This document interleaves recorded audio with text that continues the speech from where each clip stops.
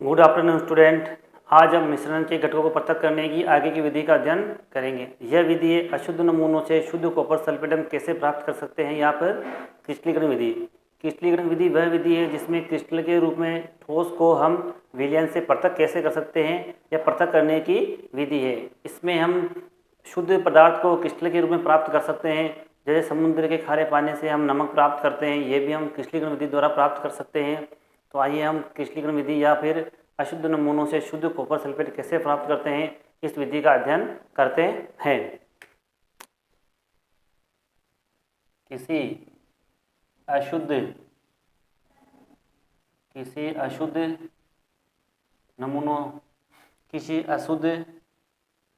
नमूने में से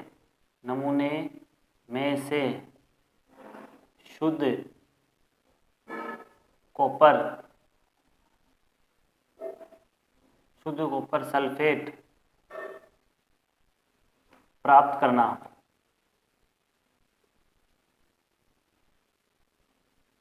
करना या फिर है क्रिस्टलीकरण विधि। तो इसके लिए हम क्या करते हैं, किसी अशुद्ध नमूने को चीनी की एक प्याली में घोल लेते हैं, न्यूनतम जल की न्यूनतम मात्रा में घोल लेते हैं।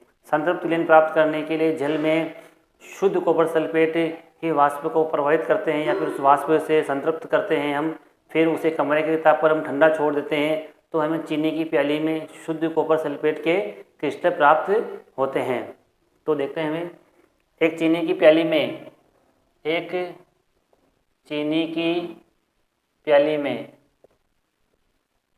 की प्याली में 5 ग्राम कॉपर सल्फेट लेंगे। 5 ग्राम कॉपर सल्फेट लेंगे। अब इसे जल की न्यूनतम मात्रा में घोल लेंगे।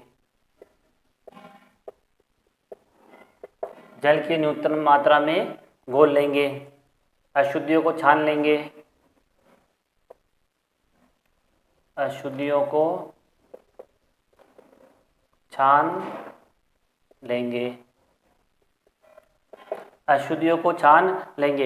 संतृप्त विलयन प्राप्त करने के लिए शुद्ध कॉपर जल को कॉपर सल्फेट के भाप से वाष्पीकृत करेंगे।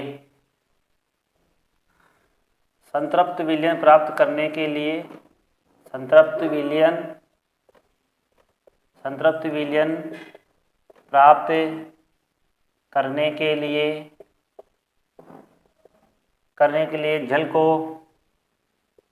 जल को कॉपर सल्फेट की भाप से वाष्पीकृत करेंगे। संतृप्त विलयन प्राप्त करने के लिए जल को शुद्ध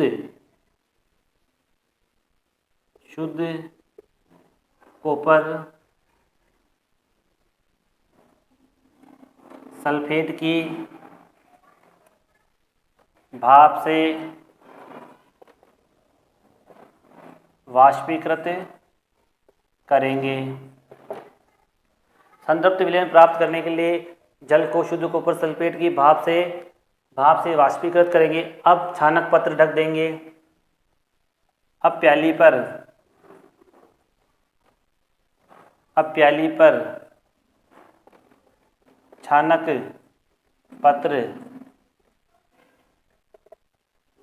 पत्र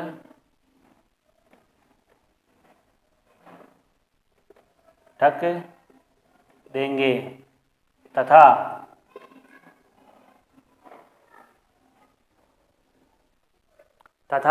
कमरे के ताप पर दिन भर ठंडा होने के लिए शांत छोड़ देंगे। कमरे के ताप पर ठंडा होने के लिए कमरे के ताप पर दिन भर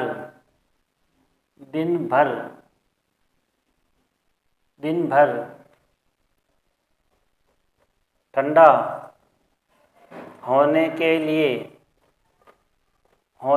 लिए शांत छोड़ देंगे। अब इसे हम शांत छोड़ देंगे तो क्या होगा, पूरे दिन भर में शुद्ध कॉपर सल्फेट के क्रिस्टल में प्याली में प्राप्त होते हैं। इस विधि को हम क्रिस्टलीकरण विधि कहते हैं। अब प्याली में शुद्ध कॉपर सल्फेट के क्रिस्टल प्राप्त कर लेंगे। इस विधि को क्रिस्टलीकरण विधि कहते हैं। इस विधि को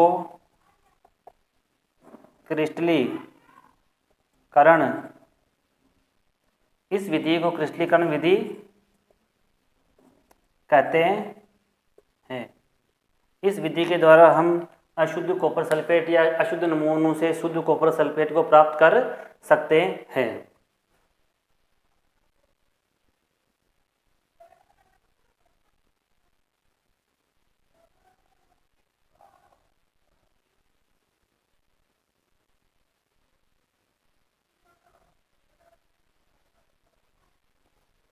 अब क्रिस्टलीकरण विधि,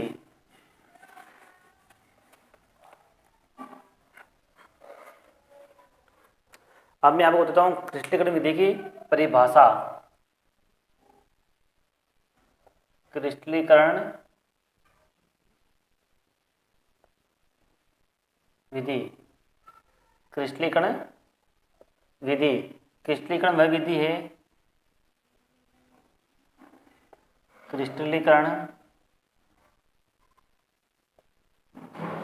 वह विधि है,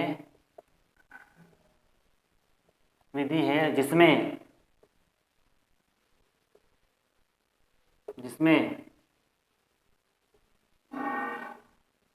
क्रिस्टल के रूप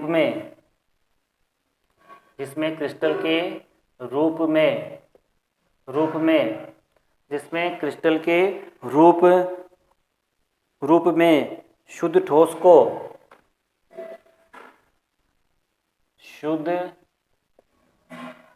को विलयन से पृथक कर सकते हैं।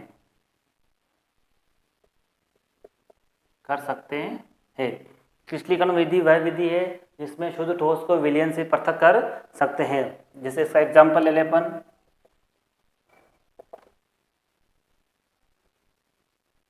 समुद्र के जल से नमक प्राप्त करना। समुद्र के जल से नमक प्राप्त करना, हम समुद्र के जल से नमक को वाष्पीकरण विधि द्वारा भी प्राप्त कर सकते हैं और क्रिस्टलीकरण विधि के द्वारा प्राप्त कर सकते हैं। लेकिन क्रिस्टलीकरण विधि साधारण वाष्पीकरण विधि से उत्तम होती है। इसका मेन कारण क्या है, क्रिस्टलीकरण विधि साधारण क्रिस्टलीकरण विधि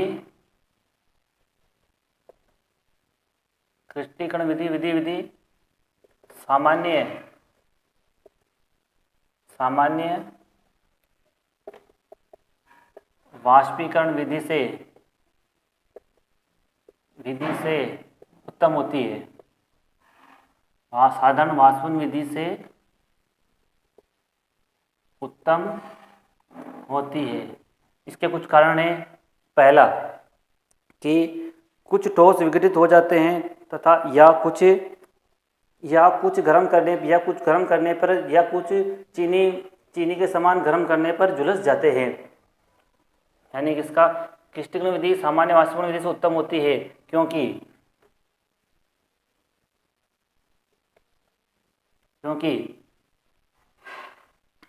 कुछ ठोस विघटित हो जाते हैं। कुछ ठोस विघटित हो जाते हैं या कुछ चीनी के समान गर्म या कुछ चीनी के समान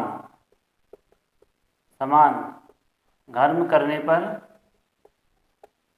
करने पर झुलस जाते हैं,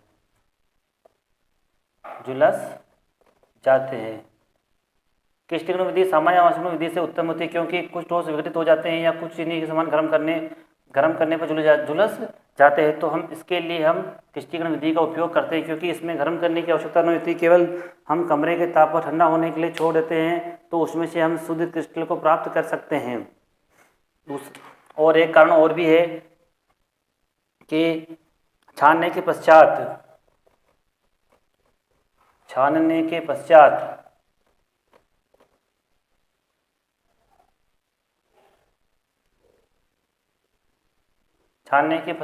भी अशुद्ध विलेय पदार्थ को विलायक में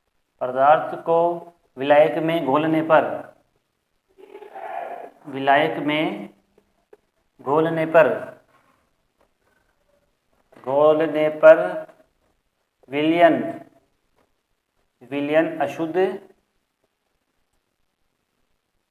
अशुद्ध हो जाता है।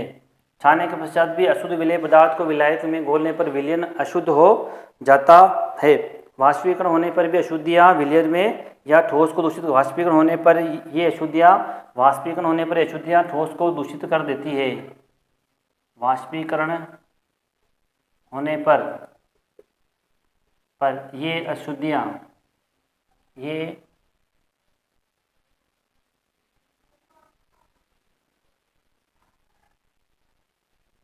ये अशुद्धियाँ ठोस को दूषित कर देती है। इसलिए हम सामान्य वाष्पीकरण विधि की अपेक्षा क्रिस्टलीकरण विधि को उपयोग में करते हैं क्योंकि साधारण वाष्पीकरण विधि के अंदर कुछ ठोस विघटित हो जाते हैं या फिर कुछ चीनी के समान गर्म करने पर झुलस जाते हैं तो उससे भी पदार्थ अशुद्ध हो जाता है। या फिर छानने के पश्चात भी अशुद्ध विलेय पदार्थ को विलायक में हमने घोल दिया तो विलयन अशुद्ध हो जाएगा और वाष्पीकरण होने पर अशुद्धियाँ ठोस को दूषित कर देती है। इसलिए हम सामान्य वाष्पीकरण की अपेक्षा या साधारण वाष्पीकरण की अपेक्षा हम क्रिस्टलीकरण विधि का उपयोग करते हैं। तो यह थी आपकी क्रिस्टलीकरण विधि।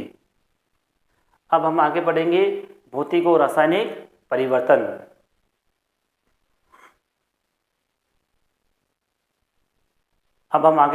भौतिक एवं रासायनिक परिवर्तन। भौतिक परिवर्तन क्या है? किसी पदार्थ की रंग रूप अवस्था में परिवर्तन होना, लेकिन इसके अंदर कोई नया पदार्थ नहीं बनता है।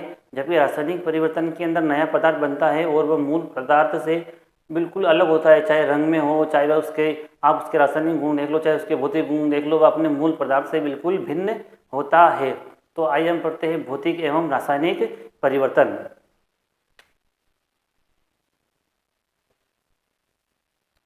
भौतिक एवं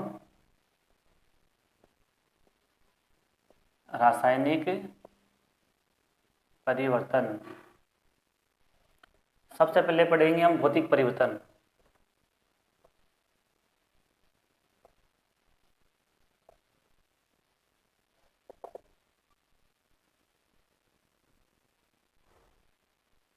भौतिक परिवर्तन पदार्थ में होने वाला वह परिवर्तन पदार्थ में होने वाला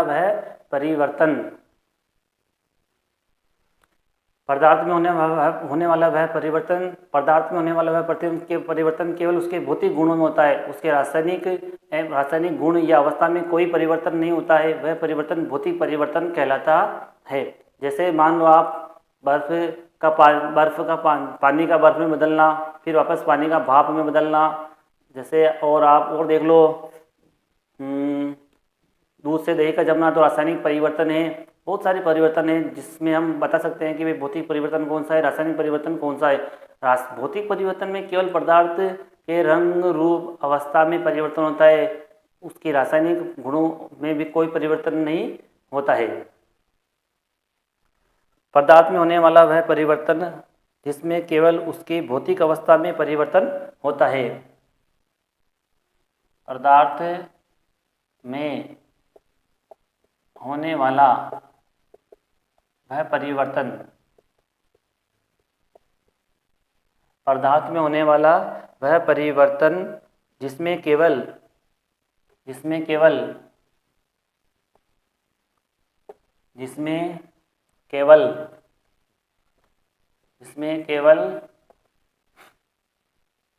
पदार्थ में होने वाला वह परिवर्तन जिसमें केवल उसकी भौतिक अवस्था में परिवर्तन होता है, जिसमें केवल उसकी भौतिक अवस्था में परिवर्तन होता है, उसकी भौतिक अवस्था में परिवर्तन होता है,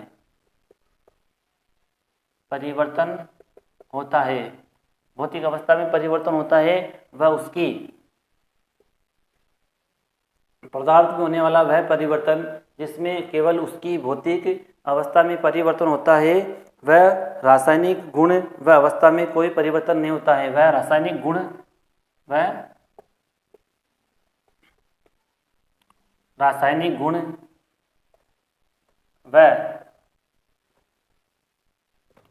अवस्था में कोई परिवर्तन नहीं होता है, उसे भौतिक परिवर्तन कहते हैं। वह रासायनिक गुण व अवस्था में कोई परिवर्तन नहीं होता है, उसे हम भौतिक परिवर्तन कहते हैं। जैसे कुछ एग्जाम्पल हो गया, शक्कर का जल में घुलना या फिर पानी का जमना या फिर पानी का वाष्प बनना,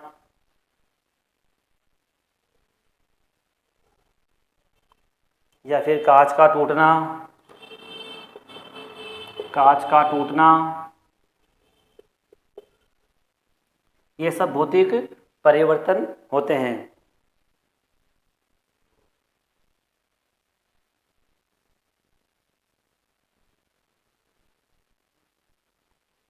भौतिक परिवर्तन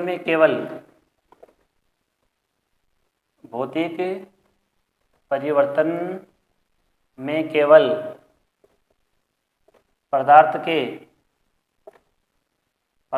के रंग, रूप, आकार, परिमाप आदि में परिवर्तन होता है।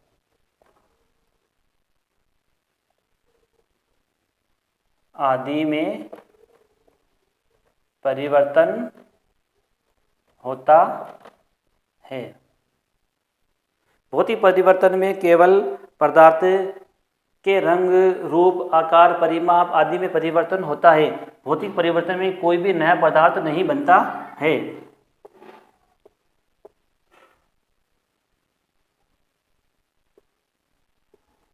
भौतिक परिवर्तन में कोई नया पदार्थ नहीं बनता है। भौतिक परिवर्तन में कोई नया पदार्थ नहीं बनता है। अभिक्रिया को विपरीत करने पर भी सामान्यतः पदार्थ की मूल अवस्था प्राप्त की जा सकती है। अभिक्रिया को विपरीत करने पर भी अभिक्रिया को विपरीत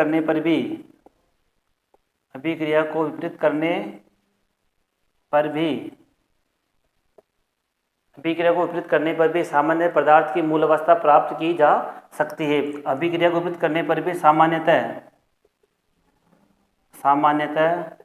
पदार्थ की मूल अवस्था प्राप्त की जा सकती है। मूल अवस्था प्राप्त की जा सकती है। ये आपके भौतिक परिवर्तन कहलाता है। भौतिक परिवर्तन पदार्थ में होने वाला परिवर्तन जिसमें केवल उसकी अवस्था में परिवर्तन होता है, उसके रासायनिक गुण अवस्था में कोई परिवर्तन नहीं होता है, वह कहलाता है आपका भौतिक परिवर्तन। जैसे कांच का टूटना, शक्कर का जल में घुलना या फिर वाष्प का पानी में बदलना या पानी का वाष्प में बदलना या फिर पानी का बर्फ में बदलना या बर्फ का पानी में बदलना। भौतिक परिवर्तन में केवल पदार्थ के रंग, रूप, आकार, परिमाप आदि में परिवर्तन होता है। इसमें कोई नया पदार्थ नहीं बनता है। अभिक्रिया को हम चाहे विपरीत कर लेंगे, जैसे कि आप वाष्प को ठंडा करो तो वह बर्फ में बदल जाएगी, या फिर पानी को गर्म करो तो वाष्प में बदल जाएगा, बर्फ को गर्म करो तो पानी में बदल जाएगा, पानी को ठंडा करो तो वह बर्फ में बदल जाएगा। इस तरह हम अभिक्रिया को विपरीत कर लेंगे, फिर भी हमें सामान्यतः बहुत बार पदार्थ की हम मूल अवस्था को प्राप्त कर लेते हैं। आगे है आपका रासायनिक परिवर्तन।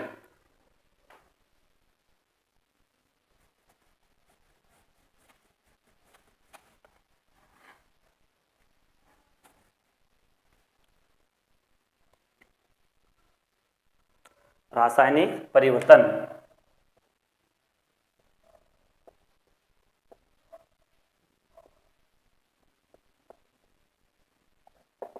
पदार्थ में होने वाला वह परिवर्तन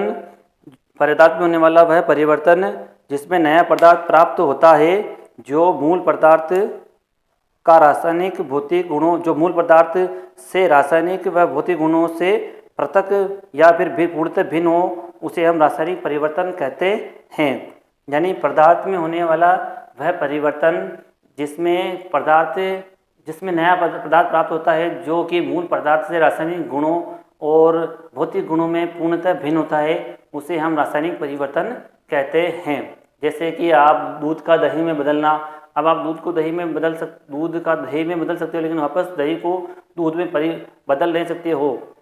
यह भौतिक परिवर्तन, ये रासायनिक परिवर्तन कहलाता है। यानी उसमें नया पदार्थ बनता है और जो नया पदार्थ बनेगा वह अपने मूल पदार्थ से गुणों से बिल्कुल भिन्न होगा।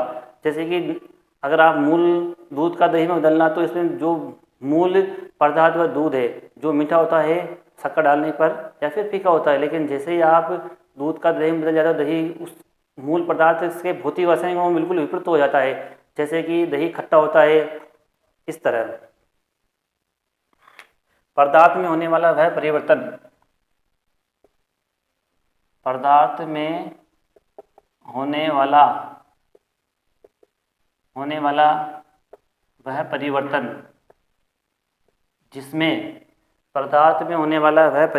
जिसमें नया पदार्थ प्राप्त होता है, पदार्थ में होने वाला वह परिवर्तन जिसमें नया पदार्थ प्राप्त होता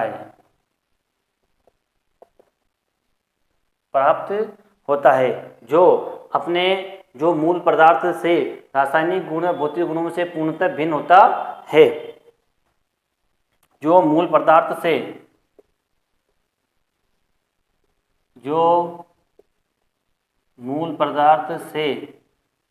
रासायनिक व भौतिक गुणों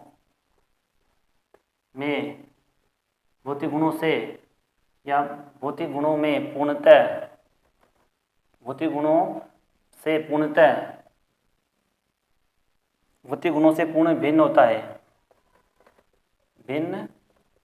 होता है, रासायनिक परिवर्तन कहलाता है। एग्जाम्पल जैसे कि दूध का दही में बदलना,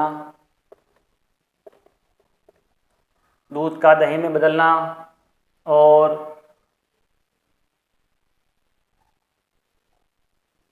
दूध का दही में बदलना, लोहे पर जंग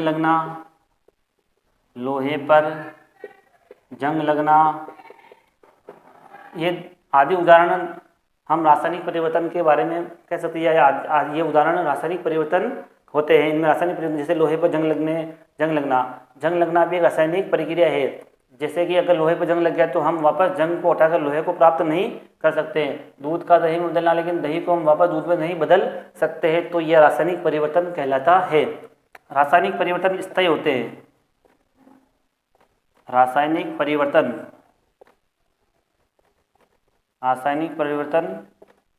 स्थायी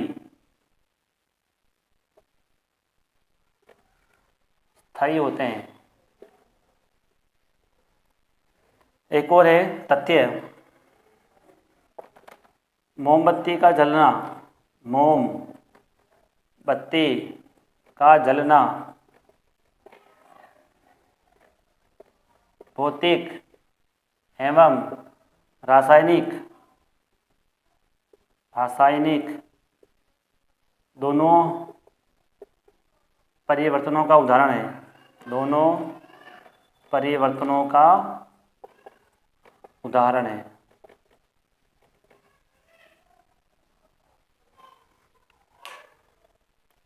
ठीक है स्टूडेंट, आज के लिए इतना ही। कल हम नेक्स्ट क्लास में तत्व लेंगे, उसके बाद यौगिक और मिश्रण के बारे में और चर्चा करेंगे। Good afternoon.